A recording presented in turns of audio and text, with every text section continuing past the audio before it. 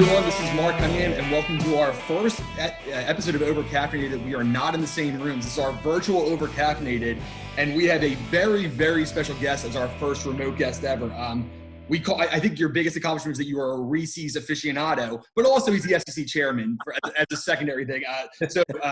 We are really, really pleased to have Chairman Ajit Pai with us. Thank you so much for joining us, Chairman. Hey, great to be with you, although I'm not sure why you called me a Reese's aficionado. Yeah, it's hard to tell. Less important, but we also have our CEO Justin, as always, who's here. Not to say you're less important, just and he's got his cup as well. So before we start, I usually get trashed by Mark, so this is this is the roast of Justin sometimes, and then we have a guest to help us out with that. But that's great. Before we start, Chairman Pai, I was wondering, what is the worst somebody has mispronounced your name? I mean, what is the worst mispronunciation you have heard? Oh my God. Well, as you imagine, there are a number of four-letter words that I've been called, but not Ajit, right? A different one. Yeah, the best one I can share is probably Ajit. I heard that a couple times, but it's amazing. Whenever someone really nails it, there's a traditional Indian pronunciation of it. I'm just I recoil in shock. It's so rare that I actually hear it, but it's usually what my mom or my aunts and uncles would call me. Well, give it with the right pronunciation. Can you tell us exactly how you would, if I had a great Indian accent, which I don't, unfortunately, how you would say it? Yeah, so I mean, traditionally, my relatives would call me Ajit Pai. So like kind of in the emphasis on the J-I-T-H part of it at the end. So Ajit, emphasis on the part. So Ajit Pai would be the best way to pronounce it. But I'll take Ajit at this point. It's the most PG rated, appropriate version. We'll try our best not to mess it up even more for the rest of the show.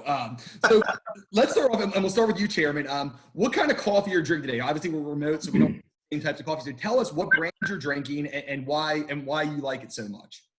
So right now I'm actually drinking Peet's. We tend to be a Peet's household. So we've got a lot of the Major Dickinson blend. We've got the Columbia blend here in the house. Today we're going with Columbia, which is great. And the good thing is when you've got a delivery vehicle like this, it just keeps you going the entire day. Just keep nursing it. And this time in the afternoon, you're just chugging along like you were at 7 a.m.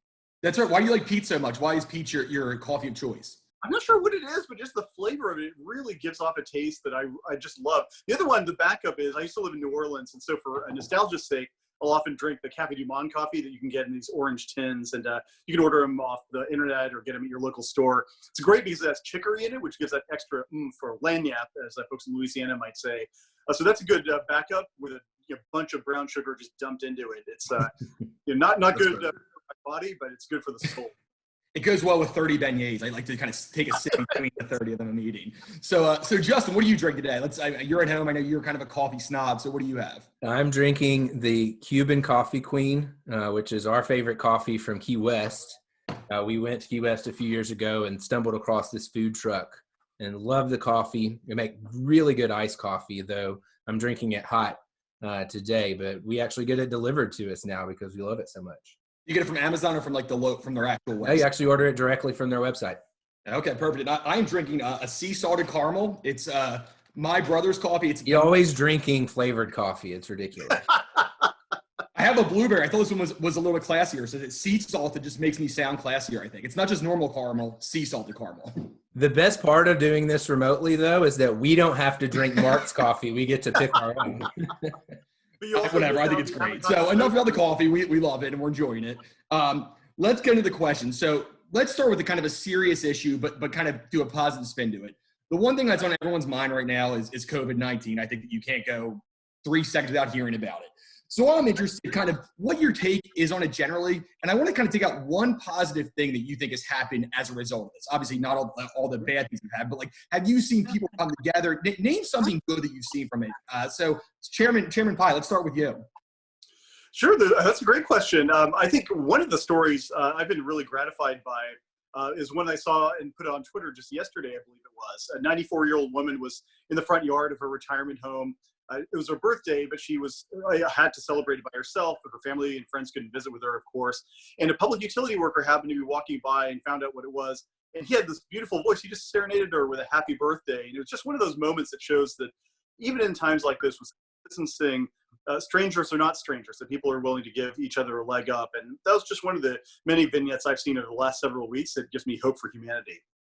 That's great too. And it's when you don't know what necessarily political party you are. We can all be friends. We don't need to like fight the way we do. It's people are still people, and nobody cared if they were Republicans or Democrats, either of them. People care because that's their neighbor and they truly care about them. So what about you? Absolutely. What's something that you have seen, and what's your overall take on this? So one of my favorite things about when I get to actually travel to Europe, places like Italy and Spain and Portugal, really they have a just much slower pace of life, and they really, they take time to eat meals and relax more than we do here in the U.S. We're just always going, and don't make time for those things. And this has forced us to slow down, sometimes too much because I'm a bit stir crazy now. But just the ability to slow down and reflect and enjoy cooking a 2-hour meal and then enjoying that meal with family is something that I hope we get to keep going forward. Even when we get back to some new normal, at least, we'll try to carve out time to slow down and be with family more than we typically do here. Well, that's great. I had a pizza in about 7 minutes last night. I'm not exactly the same place you are, but I'm trying. Maybe I'll get there. So let's move on to a fun thing to always talk about is conspiracy theories. As you know, the number one scientist in America, Woody Harrelson, decided to talk about 5G kind of causing coronavirus, and all kinds of these weird MIA, these weird celebrities spouting off about how 5G causes cancer, conspiracy theories, all these things that are just kind of insane to most people. So we had probably the foremost person to get rid of these rumors today in Chairman Pai. So Chairman Pai, tell us about, first of all, where do these conspiracy theories come from? I have no idea. And then can you just explain to the people who might be kind of normal but might still believe it, why 5G did not cause coronavirus, why it doesn't cause cancer, and just kind of explain that. That's a great question. So for those of you who don't know, 5G is just the next generation wireless connectivity. Most people use 4G LTE to connect, to tweet, to post on Instagram and whatnot. Well, 5G is simply another wireless technology that's going to be even better, faster than 4G. I don't know why it is that this conspiracy theory has thrived, but I started seeing it bubbling up from the United Kingdom and then again recently from the Netherlands that people are starting to torch 5G infrastructure because they thought there was some connection with the coronavirus pandemic. And then when you see US-based celebrities like Woody Harrelson and John Cusack pushing these kind of conspiracy theories, it's entirely unhelpful. I can't say this enough. 5G has nothing whatsoever to do with the coronavirus pandemic. 5G is a wireless digital technology. The coronavirus is a viral analog technology, so to speak. It's transmitted in the physical world. So it has nothing whatsoever to do with 5G. The other great irony is that 5G, if anything, is going to help us during this pandemic through applications like telemedicine and telehealth, allowing people to do social distancing while providing healthcare remotely. And those are the kinds of things that 5G can enable. And so it's especially unfortunate that this conspiracy theory has taken off. The FCC has put out formal statements saying that there's no connection. And I really hope that the American people will see this for what it is, which is just fear-mongering and insanity. Well, the goal before, the thing they were saying before this, when the coronavirus didn't exist, was that 5G caused cancer. Then I read an article that it causes, each cell causes has as much radiation as a pickle. So, I think that, that obviously didn't go well for them. So they had to seize on something else when the coronavirus hit. This is another issue. Oh, sorry, go ahead. Yeah. No, you go, please. Oh, I was just going to say, this is another issue that we studied really carefully because we want people's fears to be assuaged. We want their concerns to be addressed. And so our hardworking engineering and technology team at the FCC took a look at the radio frequency, the RF emissions for 5G. And they determined that based on the new technology, the limits that we have for 4G are safe for 5G. And this was based in consultation with the health experts at the Food and Drug Administration and elsewhere. And so that's another area we want to put people's concerns to mind. And it's especially ironic when I get some of these tweets saying 5G is totally unsafe for us. And then you look at the bottom of the tweet, it says, tweet from iPhone using 4G, which is, you would think, okay, you've got to be consistent at least. And, but anyway, all of which is to say that there are, we think we've addressed those health concerns based on the science as opposed to some of the political or other statements that are out there. You have to respect the way they don't give up, though. They can keep making up stuff, and they're like, oh, don't let facts get in the way. I'm blaming 5G for why the Jazz are not going to win the championship this year. I agree. That's the reason why the Jazz are not going to win. You technically could blame the coronavirus, though, since they're not allowed to play. That's right. I think that the fact they wouldn't win anyway is not relevant to me. But. So wait, but outside of this one, what is the most ridiculous conspiracy theory you've heard just generally? We just heard that there's no such thing as birds. I saw a Facebook group of that. What's the weirdest one that you have heard ever in your life, like as a conspiracy theory? As a conspiracy theory, God, I have to think about that. That's a good question. I mean, there have been a lot of them. Oh God, I mean, I don't even know where to start. There have been so many. Pizzagate's got to be up there, I think, right? I mean, this is definitely up there to me. I mean, obviously, it's in my field, and so I just thought at first I thought it was a joke, like someone had made it up as on Babylon Bee or The Onion or whatever. But then when I started reading actual news articles about it, it's like, God, this is crazy. It's absolutely crazy. So yeah, we were able to like tell people that this is not true, because I mean, there is people who are not super dumb who might see something and believe it, but this is the foremost expert probably in the field saying it's not real. What about you, Justin? Do you have any great conspiracy theories? Well, it used to be flat earthers. In fact, I followed NASA on Instagram only because I loved seeing all the flat earthers comment, this picture's fake, this is impossible. But now I just learned about the bird thing, that birds aren't real, that there's some like surveillance drones or something. I literally just learned on our staff call last week about this. I'm gonna have to reevaluate whether that one tops the flat earthers or not. That's incredible. I mean, it calls to mind, I don't know if you guys are Spinal Tap fans, but David St. Hubbins in Spinal Tap, when he says in the beginning, you know, many people spontaneously combust every year. It's just not widely reported. And it's one of those things that we just needs further investigation, I guess. You got to give points for imagination, though. I'll give them that. So let's move on here. We're going to talk a little bit. This is going to be kind of our boring thing, but it's something really important. It's a little bit of a wonky policy issue.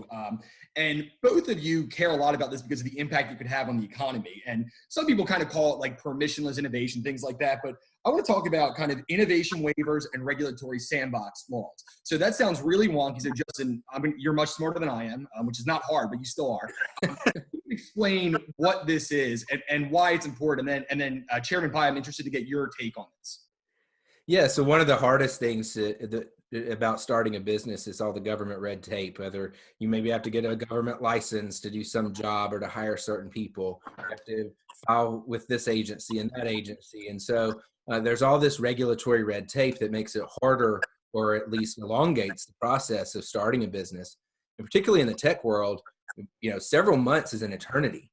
And so there are states that are looking at regulatory sandbox laws that essentially say you can get a waiver that tells you you can start your business and we're not going to regulate you under this old regime for a year, because we understand that new technology and this old regulatory regime don't fit. And so ultimately, it allows you to operate freely for a period of time. It's typically been done in financial technology, fintech, or in insurance. But just this year, our governor proposed potentially one of the largest ever that applies to all commerce-related regulations, that you could get a waiver to launch a business without all of that government red tape. So it's something we're looking at in terms of speeding up innovation and being, you know, creating an economic environment in Tennessee that would be attractive to innovators and entrepreneurs to come here and start a business. So Chairman Pai, why do you think, I know that regulation's been one of your, even though that's not necessarily in your day job, it's something you really care about. So do you think these things are good ideas, these regulatory sandbox laws, and if so, why? Well, what you just heard was one of the best explanations ever about why permissionless innovation is important, and I can't improve upon it. In our particular world, we're trying to give that vision some life, in part by creating what we've called some innovation labs. We set up one in Salt Lake City and one in New York City. And essentially, these are going to be zones where anybody with a good idea can pursue it.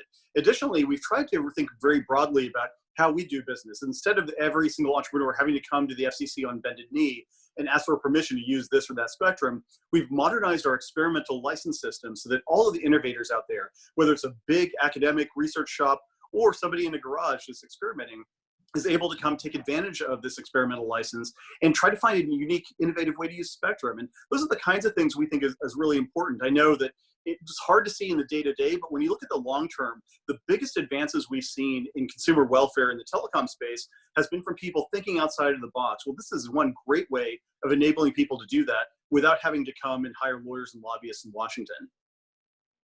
That's great. Both good explanations. We don't need to get Justin's ego too high, saying it's the best. We'll take that back a little bit, but it was okay. It wasn't bad. And that is something that's going to be happening in a lot of states and across the country, as the chairman said. So it's something to keep a lookout for. And just remember that there's a lot of unnecessary licensing and regulation out there, and it really does hinder economic growth, and especially in a time like this where and such necessity. We need it so badly with everything going on. We can't be hindering that with the government. Well, not only do we need it, but in this world where people are losing their jobs rapidly, we've had one of the highest unemployment rates in history. And so easing that path, not only for those people to start their own businesses if they have a great idea, but to invite innovators in who will then create new jobs that didn't exist before, so that people who are losing their business or losing their job at a restaurant can transition into another field without relying on government assistance for a long period of time.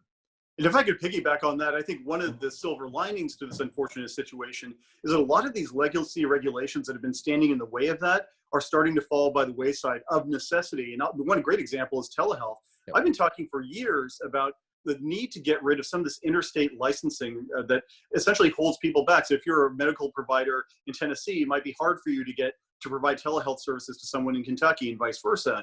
Now, thanks in part to the HHS and to some of the state agencies breaking down those barriers of necessity, I think we're entering a new era where both governments and the American public generally recognizing that we need to think about regulations from a first principle standpoint. Why is this barrier necessary in the first place? Is it standing in the way of consumer welfare?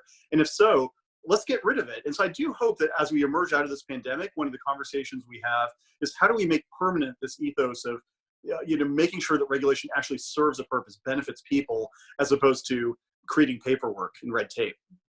That's great. I think we all agree that they should also allow mixed drinks to continue to be delivered. That's an important thing. It's a close second to making sure people are healthy. And get exactly. So let's talk about something that I think will hopefully get you guys both in trouble with your significant others. On the internet, there's been a lot of hilarious stories about husbands and wives kind of learning new things about each other. Then the work has like, oh, you're the guy who always asks 15 questions in your work calls, and obviously you both have spent more time than normal with your significant others. I know, Chairman Pye, that your wife is a doctor, so maybe not as much as some people, but I'm interested to see what is one thing you've realized about your wives that you might not have known before this quarantine period, whether good or bad. I would lean towards bad would be funnier, but whatever. If you want to save your marriage, that's fine too. Well, for diplomatic reasons, I probably shouldn't give you one of my observations about her. But one of the things I will say that she's observed about me is occasionally when I'm doing meetings in here and doing calls like this, she'll walk in and I've got a professional looking shirt and jacket on, and then pajama bottoms, and she just gives me. She doesn't have to say anything; just sort of this look like, I can't believe that this is the head of a major federal agency. It's sort of like, our country's in a bit greater trouble than I would have thought. So I have to sympathize with her on that one. It's just too comfortable, and I hope Comfortably Smug is not watching this. But I know he's he's had a lot of rants about pajamas, but to me at least, that's one of the dichotomies I've tried to pursue. I think we're a country together wearing pajama pants. I'm wearing sweatpants right now, the polos. So we don't. Justin's wearing no pants, so it's all. No, when we went remote, that was one of the rules that I imposed on our whole staff: is that you still have to wear pants. Nah. Doesn't matter what kind of pants. Too much regulation. There it is again. Wait, whatever happened to permissionless innovation? That's right. That's right. There you go. I know. I want some consistency, Justin. That's all. I don't need permission to wear pants. I'm a hypocrite. What can I say? So what about you, Justin? What's something you've realized about Kara that maybe you didn't know, obviously working kind of with her for about 3 weeks in the same house? Yeah, so she works from home already. So after she left Speaker Harwell's office and started her own business, she has a home life. And so I will actually be self-disparaging in this one and not criticize her. But the first couple of days when I was working from home, I was like, what are we going to order for lunch? Like, we should order from this restaurant, order from that. She's like, I'm just going to heat something up that's like leftovers, or we've got all of these like chicken nuggets and pot stickers and these things that you can cook in like 10 minutes. And I'm like, I don't want all of that stuff. But so she's gotten me onto a much healthier lunch regime. And it's saving us a lot of money too, because we can go, cook something out of the freezer in 15 minutes that costs 5 cents per versus ordering Uber Eats and Postmates every day. So she's gotten me into that habit that I rejected it for a couple of days, but I actually realize now that it's both good for our wallet and for our gut. It's not hard to see. Well, you guys are both married, and I'm not. Things you said about your. Well, the next one is my favorite question I asked. I think Chairman, you'll like this. I know that you're a big sports fan. So earlier this week, I read Zach Lowe, who's an ESPN writer. Basically, he wrote his list of Luke Walton All-Stars. So for people to understand, those are basically people in the NBA who barely made the league, but have found like a home as an effective yet underrated type player. Somebody who they really like and they kind of fit their role when they are out of the league. So you're both sports fans. I want to know who your favorite version of a Luke Walton All-Star is. So for the teams that you like, it can be any sport, but basically an unheralded player that does their job great, and you just really like them, even though they're not a star, they'll never make an All-Star game. They might not even start. So Chairman Pye, let's start with you. I know you're a big Chiefs fan. Is there a guy you can come off of right off the top of your head? Boy, that's a good question. There's been a lot of Chiefs players over the years like that. The one, as you were describing, the one who really comes to my mind, believe it or not, and I'm dating myself here, Del Curry. I actually watched him play way back in the day. This is, of course, Steph Curry's dad. And I remember thinking this dude is always coming off the bench, was rarely, if ever, a starter.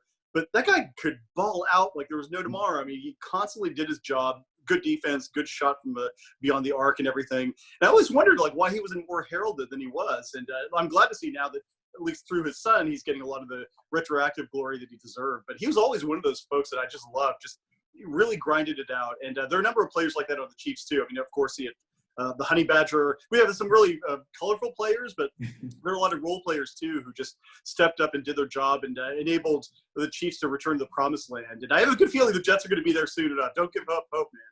That seems weird. But yeah, I will say that Del Curry, NBA Live 1999, he's a 97 3-point shooter. You put him in, he would just nail threes like nobody jobs. It was like a glitch in the game that he was such a good shooter. But I mean, he really was that good in real life.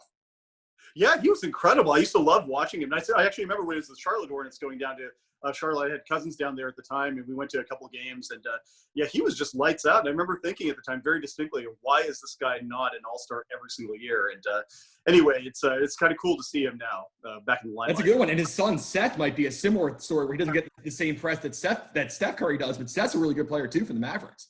Oh, dude, I still remember when he was at Davidson. They played Kansas, and, he was lights out. I remember thinking, where is this kid coming from? Like, is Kansas really going to lose to Davidson? I think it just shows that talent over time is going to win out. You have these people who are talented, but they just work so hard at it. And I'm sure you've seen some of Steph Curry's practice and workout regimen and the like. I mean, it's sort of like Malcolm Gladwell's 10,000 hours theory. You just devote so much time to it that eventually that mix of talent and persistence wins out. And those are the players I love watching in sports. I mean, the unheralded, the UDFAs, like Arian Foster was one of my favorite players back in the day. Yeah.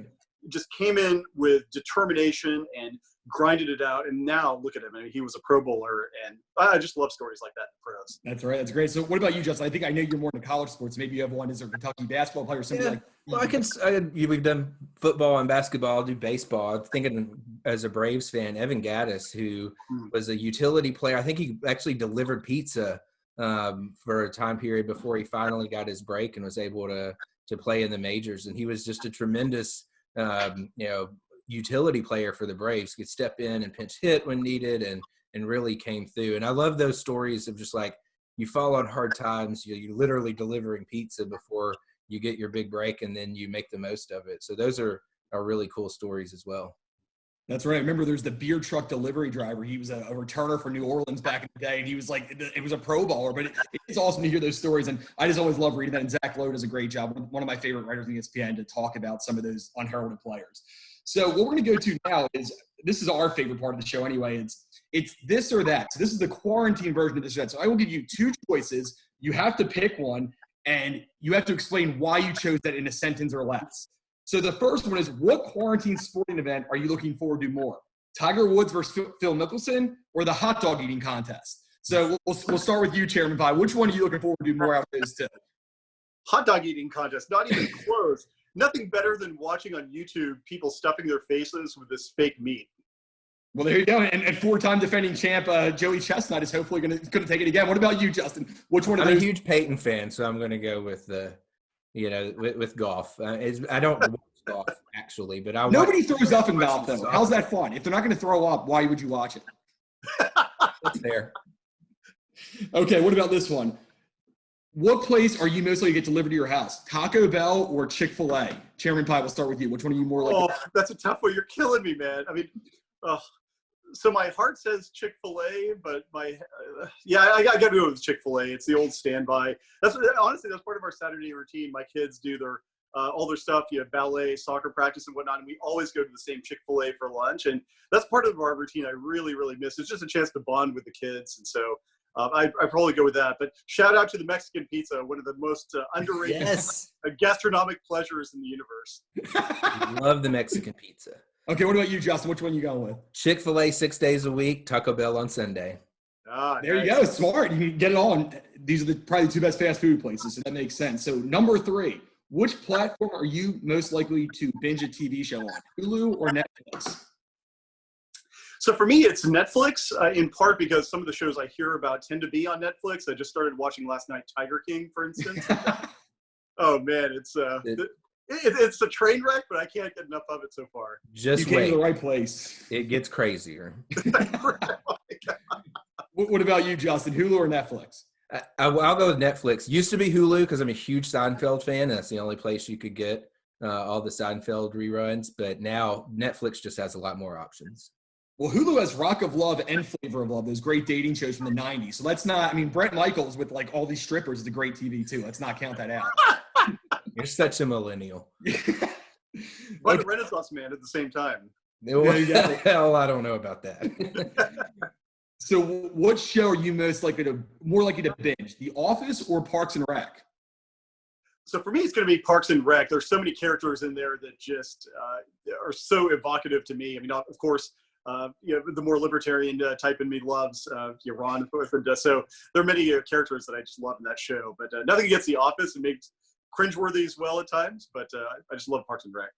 So you haven't gotten to this part of Tiger King yet, but the guy ran as a libertarian for president. So you'll find that out too. The Joe Exotic was a libertarian that ran for president. So you get libertarians and all this shit. Yep, that didn't give away anything cool. It just, you like libertarians in every show you watch on Netflix, I guess. Oh, incredible. Wow. Well, so I have a running theory that Creed in Parks and Rec is one of the more underrated characters in TV. There's something about him that just I find unbelievably funny. And among the many funny characters in The Office, I think he's one of them that really stands out for me. When they played that Murder in Savannah game, they said somebody commits a murder and he just runs out to his car. It's one of the it's all a joke. It's fantastic. What about you? Like whenever I hear mung beans, I just start laughing. Yeah, Parks and Rec is great. I'm going to go with The Office though, especially earlier seasons. Kind of lost touch with it later on after Michael left, but The Office is one of the best shows to ever exist. So they take heat, but the last season was actually not bad. People were like, "Oh, it's awful since he left," but I still like it. Okay, it's not as good, but it's still decent television. I'll have to check it out.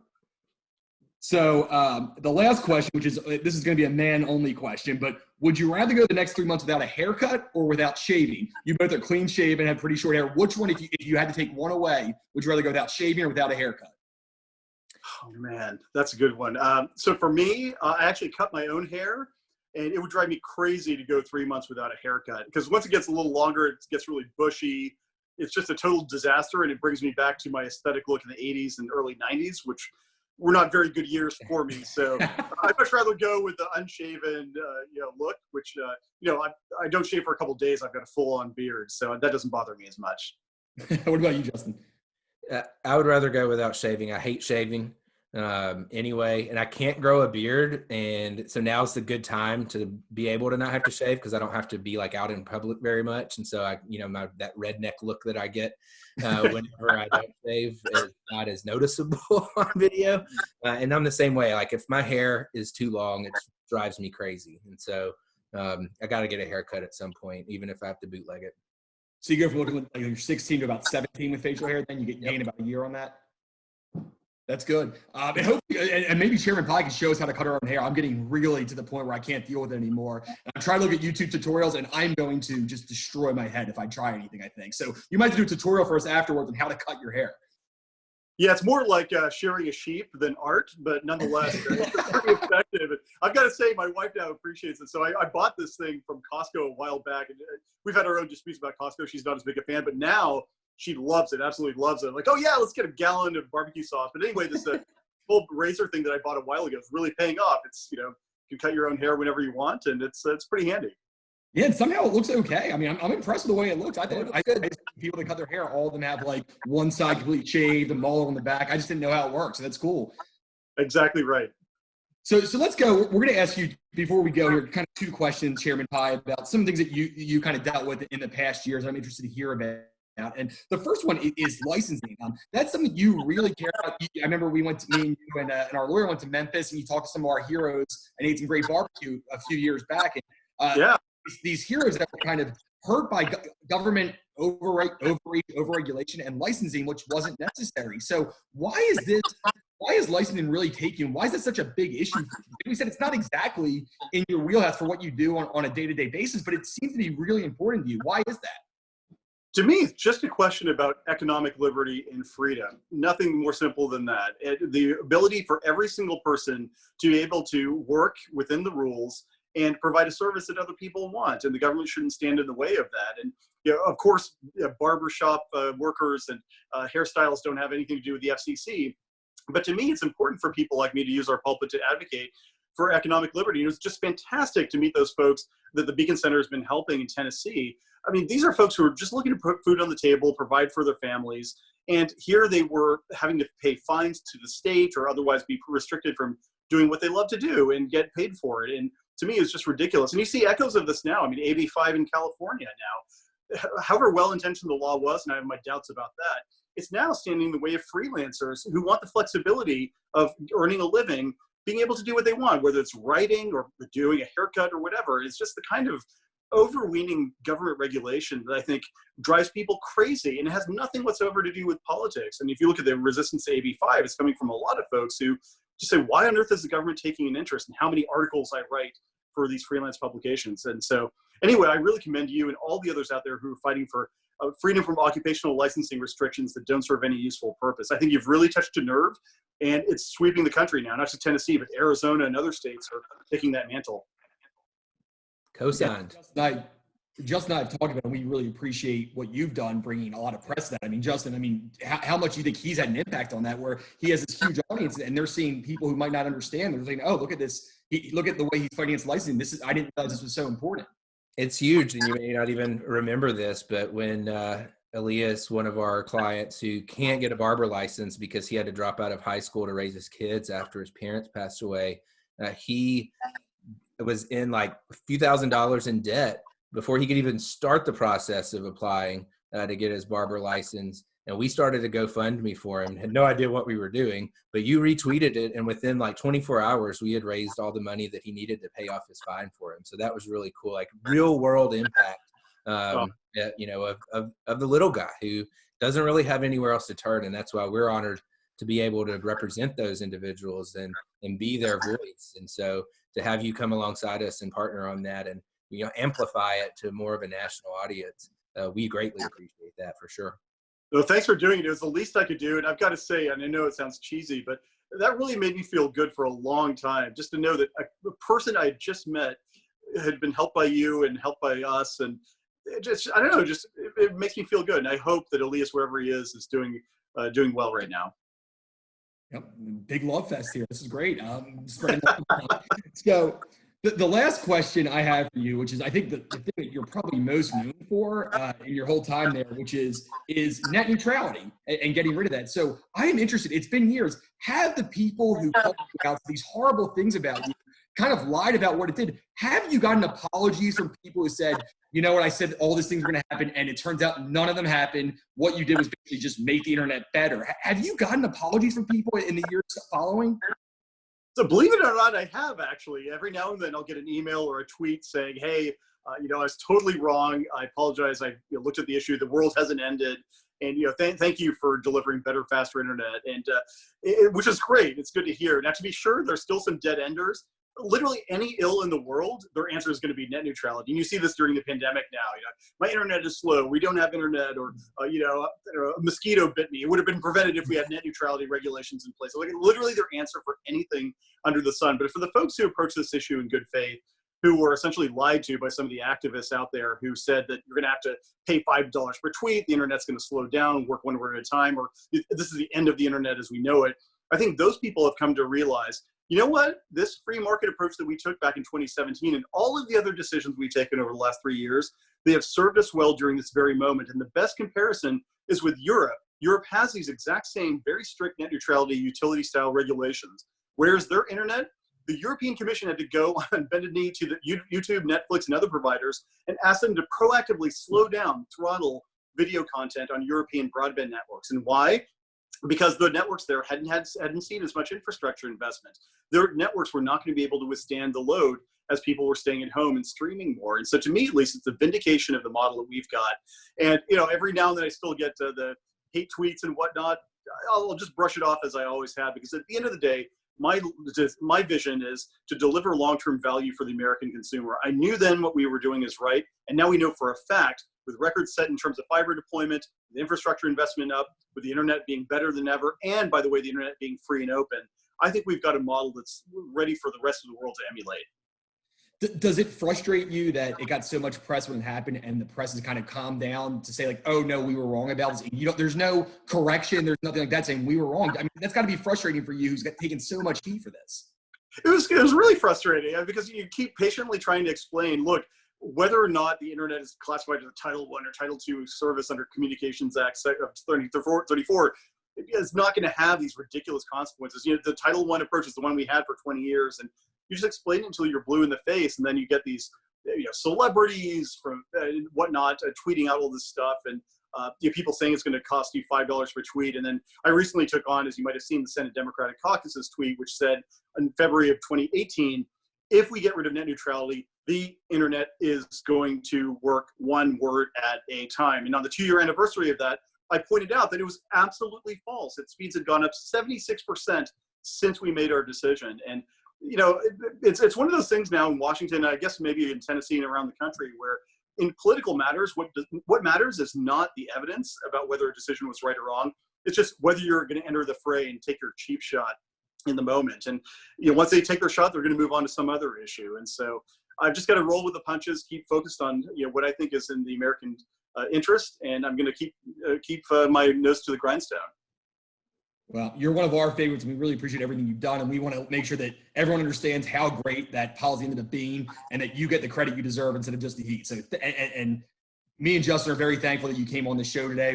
Again, I know that you're still busy, even though you're at home, and we do appreciate you spending some time with us today. Hey, no, thanks so much for everything you do. I meant what I said when we were having barbecue in Memphis. I mean it now. You guys are a really important advocate in the state and across the country, and to keep sharing your vision. There are folks like me out there who appreciate what you do, and we're going to try to carry that ethos to Washington every chance we get. And in the meantime, thanks for giving me a chance to do an interview with you in pajamas.